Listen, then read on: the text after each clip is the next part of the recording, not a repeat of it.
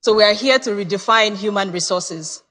I would like to start by putting forward a disclaimer. So what I'm going to share today is my personal story. I'm not sharing any blueprint for you to say you must follow it like this. I'm just sharing my personal story. If it makes sense to you, pick whatever makes sense to you and use it. It's my personal story.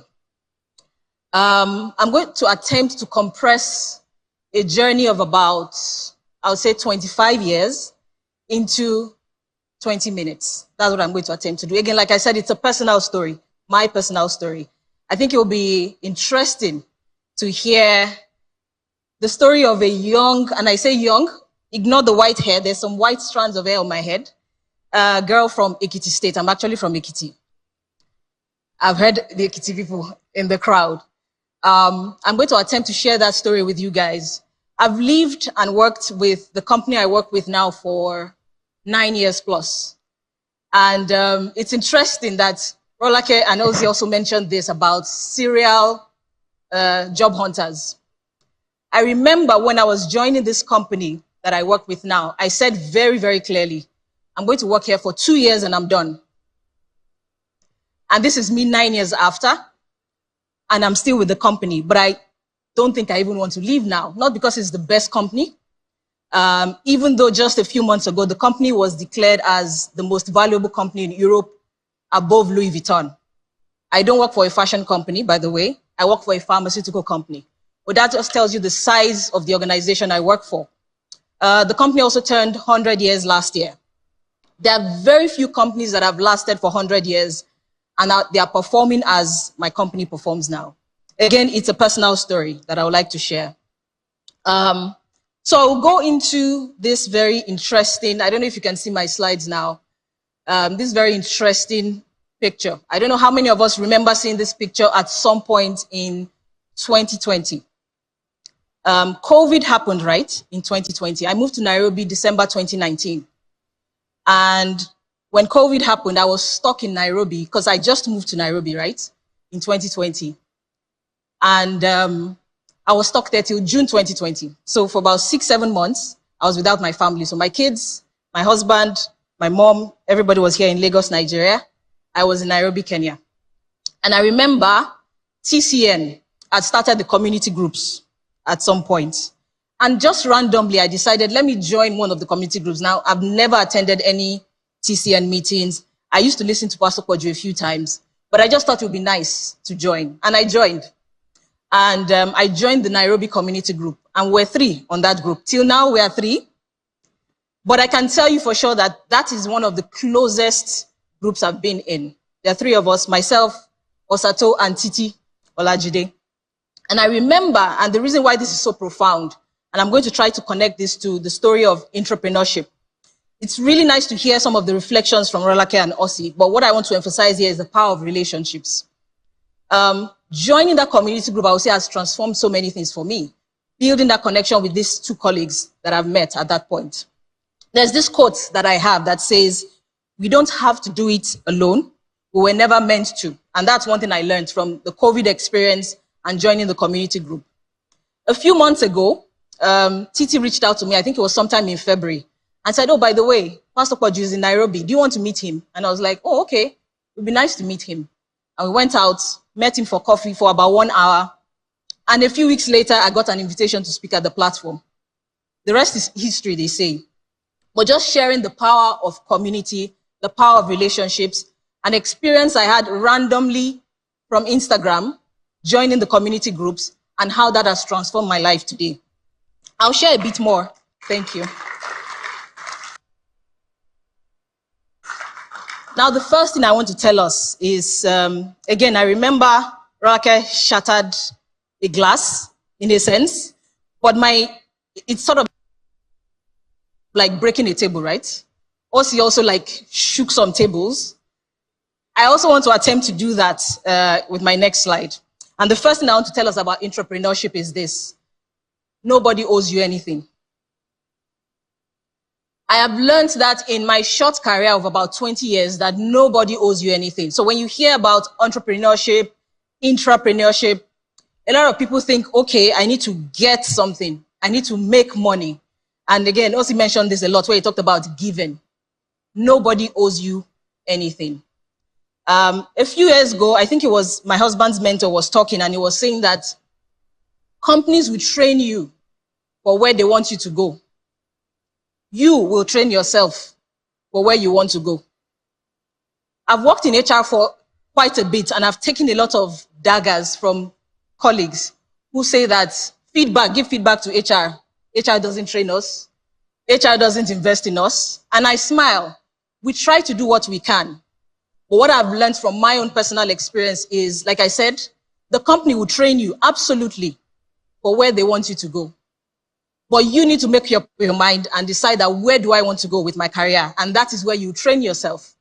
I'm proud to share that a lot of the developmental opportunities I've gotten in my career, yes, some of them came through my company, but I've been very, very intentional and be very deliberate about what am I doing for myself. I would start by telling you another story. I used to be in a drama group, by the way. I used to do stage performances when I was in university. I studied human physiology from the College of Medicine. I did that and I dumped it immediately I finished school. And I had my first career at, interestingly, I worked at a bank. I think it's maybe one of the biggest banks now. It's Wema Bank. People are giggling when I say one of the biggest banks. And I think it's really, I mean, when you make payments these days, a lot of the banks use Wema Bank as a platform. And I say this because one of the things I learned there from Wema Bank, just fresh out of school, was the power of just being intentional and listening. And I'm sharing this because, again, from HR, people need to learn to listen when you work in organizations. As an entrepreneur, don't get yourself to a point where you feel like you've figured everything out. So I started my career at Wema Bank in 2005. And I think it was during the time I was at Wema Bank, I was in Oshogbo then, interestingly. And my husband reached out and said, oh, by the way, do you know Guinness is recruiting? I said, no, I don't know. Do you want to apply? And we agreed and we went ahead to apply for it. And I joined Guinness in 2006. I joined as a graduate trainee. And through the graduate trainee program, what they typically tell you is that you get to experience 3 different departments. And then when you finish your 2-year program, you decide where do you want to go. So I worked in HR, I worked in corporate relations, and I worked in marketing. And I remember that the plan was that my primary function, which was HR that I showed interest in, I would spend about 9 months there and then the others 3 to 6 months. When I went to the marketing department, I did my first 3 months. And I remember my boss then, Tayo Salami, said to me that, Gbemi, you've done fantastic in marketing. I think you should be in marketing. Let us work together. And she extended my stay in marketing. And in my head, I had assumed that I was going to build a career in marketing. So when I finished the 2-year program, Guinness was launching the SAP. How many of us know SAP platform? And they needed somebody to manage the training. And they said, you know what, Gbemi, you finished your 2-year program. What do you want to do? Do you want to stay in HR or do you want to move in marketing? Marketing for me felt like, and I want to be very honest with you, the only reason why I felt HR would be the decision for me was because I felt it was going to challenge me. I felt like marketing was something that, yeah, I enjoyed it, I had fun, and my husband is a marketer anyway. I don't want both of us to be talking marketing at home. That was the only reason why I decided HR. But I can tell you for sure that that is one of the best decisions I've taken in my career. Because with HR now, I can tell you that I've seen the world. I've actually seen the world. One of the things I also decided when I was working with Guinness was that with a background in human physiology, coming from the bank, I needed to invest in myself. So one of the few things I did with the mindset of an entrepreneur was, how do I build my skills as an HR professional? And so I decided that I needed to get some theoretical knowledge in HR. So I started with the certifications. We had SHRM, PHRI, and CIPD. That for me was like laying the foundation for HR for me. I think Guinness is one of the best places to work if you ask me, because I spent 8.5 years thereabouts at Guinness. But during that period, I got an opportunity to explore different departments. And when I say different departments in HR, from total reward to performance management, business partnering, and everything. And then sometime in 2014, December, random email from LinkedIn someone from Novo Nordisk reached out. I know one or two colleagues from Novo Nordisk may be in the crowd here. And there's this joke we have where we say, people used to confuse us with Novartis. How many of us know Novartis here? How many of us know Novo Nordisk? Not too many. But Novo Nordisk is much bigger than Novartis, I can tell you that for sure. So when they reached out and then they put a call through to me, they said, do you want to work for Novo Nordisk? And I was like, is that Novartis? Imagine, error. I thought that was the end. I wasn't going to get that opportunity, but they clarified and said it's Novo Nordisk, leaders in diabetes management and the rest. Would you like to come work for us? And I did, I agreed. And I remember then one of my colleagues then, his name is Ishola, he called me and said, Gbemi, they're going to send you an offer. You may not like it, but I can tell you, you will experience the exact words he said, a life-changing career with Novo Nordisk. And I took that bet and decided, okay, let's try it. I'm moving out of my comfort zone, being in FMCG for over 8 years, to pharma that I knew nothing about. Even though it did feel like going back home, because I had a background in biomedical sciences. So I took that plunge and I took on responsibility for English-speaking West Africa, mainly Nigeria, Ghana. I did that role for about 18 months. And then I remember my boss then reached out again and said, by the way, I think you need to take on more. And this is from a mindset of being an entrepreneur. Sometimes, again, going back to what I said about the company training you for where they want you to go, you training yourself for where you want to go. There are so many times I hear, maybe not the Gen Zs, but people generally complaining, oh, my plate is full, I'm doing 3 people's jobs.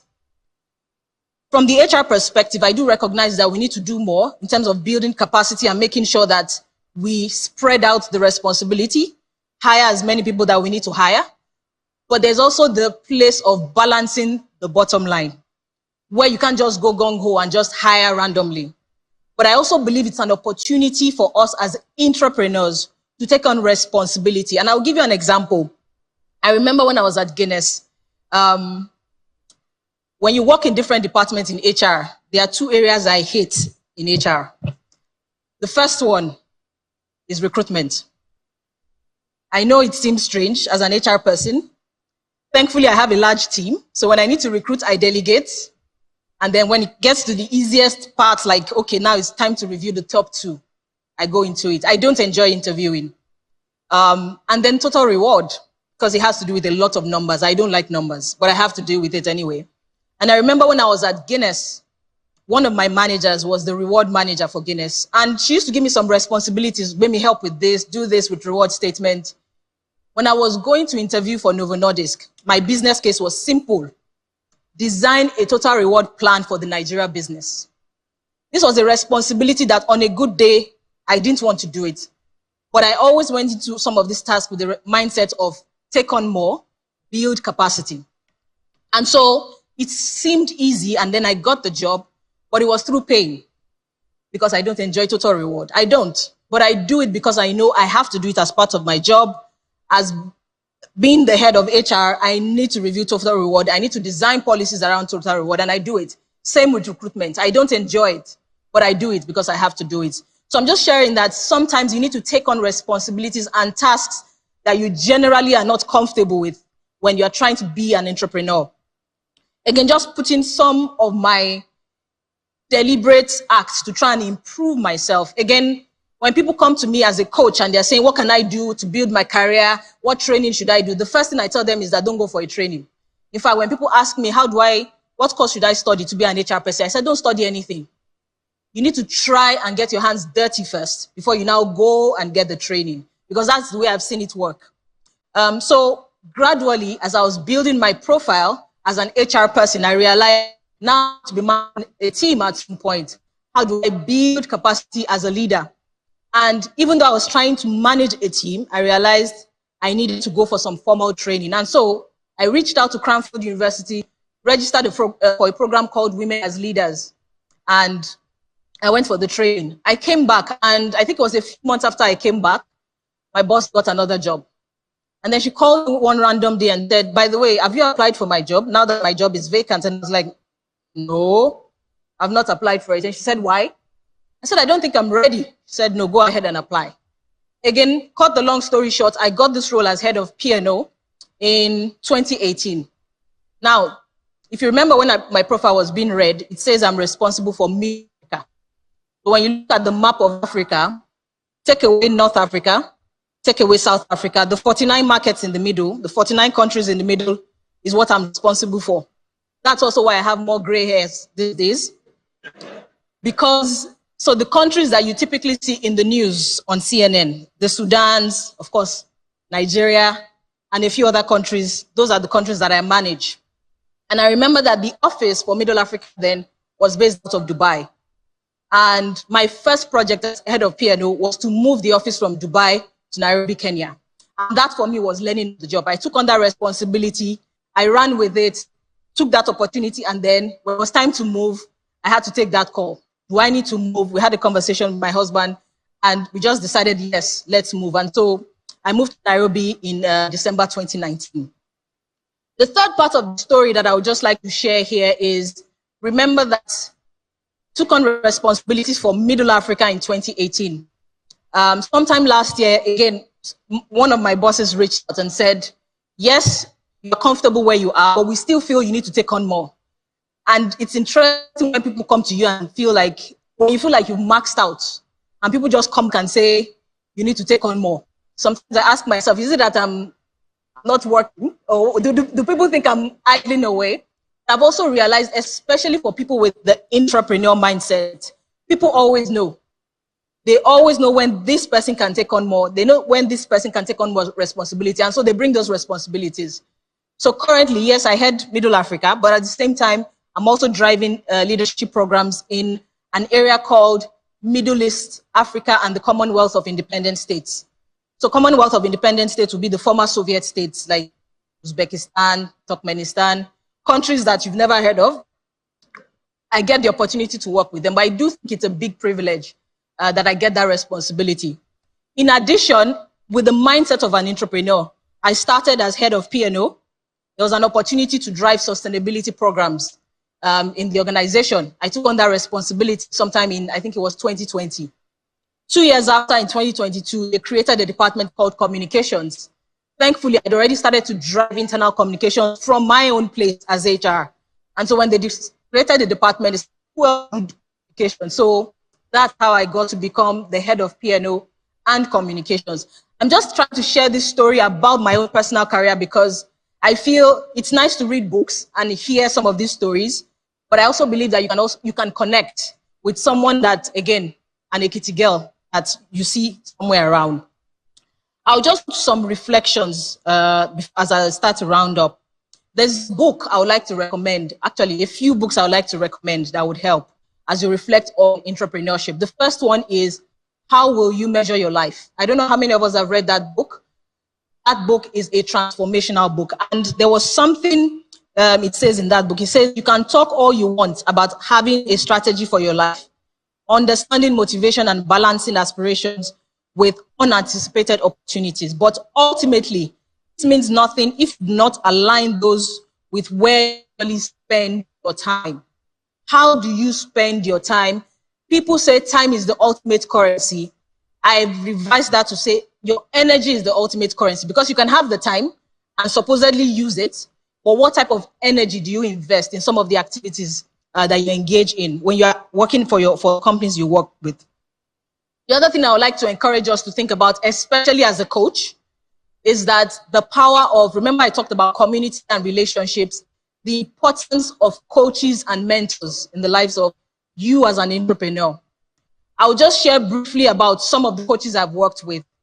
The first person I'll talk about, her name is Ngozi Adebiyi, who actually was my first manager at Guinness. And currently she's one of the coaches I work with, herself and Malini. And there was a day they asked me a question when I was having a coaching session. And I remember very clearly, Malini particularly asked me a question like, Gbemi, you are the head of P&O. What is holding you back? And that question hit me because, I mean, I'd been head of P&O for almost 3 years. But she was just asking me some reflective questions like, what is holding you back? Like, put your foot down, make the decisions you need to make. And those reflections are some of the things I will tell you that has transformed my life critically. The other person I would like to talk about is, his name is Ken, one of my managers that I've worked with in my organization. And in 2021, he had nominated me for a program. It was also a coaching program with some Harvard professors. Both of them are called, one of them is Anne Morris, the other one is Francis Frey. I also remember during one of the coaching sessions, one of them said to me that the way you describe yourself, you are not necessarily just an HR person. It's almost like a GM or a chief operations officer role. Because I consult, and I tell you that those are some of the reflections of having that mindset of being an entrepreneur. It is when you approach your responsibility and your role from that perspective of, rather than saying, don't give me more, it's 5 o'clock, I need to close. Yes, we need to recognize work-life balance. Again, back to the Gen Zs. I don't believe in COVID transformed our lives and said, yes, we can work from home, flexi work and all of that. But I can tell you that there are times that the work will place a demand for you. And as an exception, without people telling you, you need to take a step and say, okay, I need to do this differently for this time, and then go back into your work balance and do what you need to do. No, you shouldn't be the one telling people that, oh, it's work-life balance, I can't take more challenge. I can tell you genuinely, the organization will find the people that can take more, give them the responsibility, give them the opportunity, and they will take it. Again, on behalf of the organization, I do believe that organizations need to take work-life balance seriously and respect people's personal time. But I'm also saying, as entrepreneurs, we need to be reflective and take on responsibilities, making sure that we explain and clarify them very clearly. Some more reflections I would like is that lead through sustainable leadership. In one of my master's theses, I remember writing about sustainable leadership and how it's important that for us as leaders, we need to reflect and think about what it means to lead sustainably. Now, don't think about leadership from the perspective of, I manage a team. Don't think about it from that perspective. Think that in my position as an entrepreneur, I own the business. I lead in the role where I am. How do I lead sustainably? You need to learn to challenge the status quo. Make sure when you're reflecting, you don't just take things as they are and say, it has always been done this way, and this is how it will always be. Always learn to challenge the status quo. Live urgently. Remember, I talked about time being the ultimate currency. I also believe that your energy is very, very important. How you channel your energy, how you invest your energy is very important. There's another book I would like to recommend to us. It's called Think Again by Adam Grant. And one of the things I've learned from that book is the power of not knowing. True entrepreneurs learn to say, I don't know. How can I know more? When you feel like you've known everything, you have everything figured out, you are not going to lead sustainably. So you need to learn to think again. The other thing I would like to mention is being present. Another book, Atomic Habits. There was a part where he said that it's not so much about setting goals. He says your goals will always fall to the level of the systems you've put in place. So you show up every morning, you already have a schedule, you already have a plan of what you do. Focus on those things rather than thinking of, I want to become the next CEO. I want to become the next HR director. How can you focus on the little things you are doing one step at a time today that will build up to where you're going? And then the last thing I'll mention is stretch.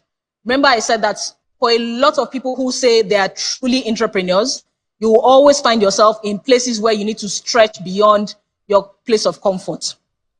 There's a question I would like to ask, and it says that if you were not toning it down, how would you come across to people around you? If you've ever heard from people saying that, what is your own? Exactly what Osi was saying, that why did you carry this thing on your head? Like, is it your father's business?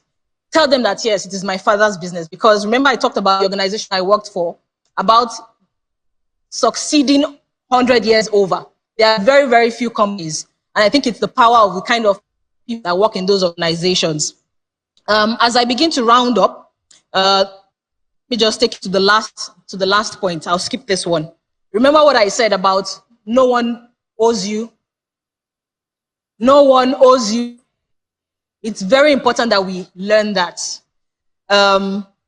Organizations will train you for where they want you to go.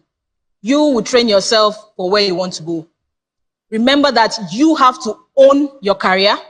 You have to own your role, and you have to understand that this is where I am and this is where I'm going.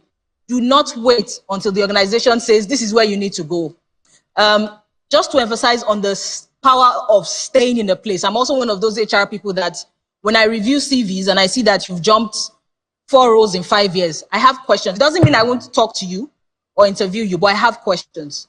Because I do believe in the power of staying, being resilient, and then just focusing and concentrating on one thing. So as a roundup, remember that as entrepreneurs, we are leaders. Don't wait until you lead a team on your own. Remember that actually no one owes you anything. Thank you.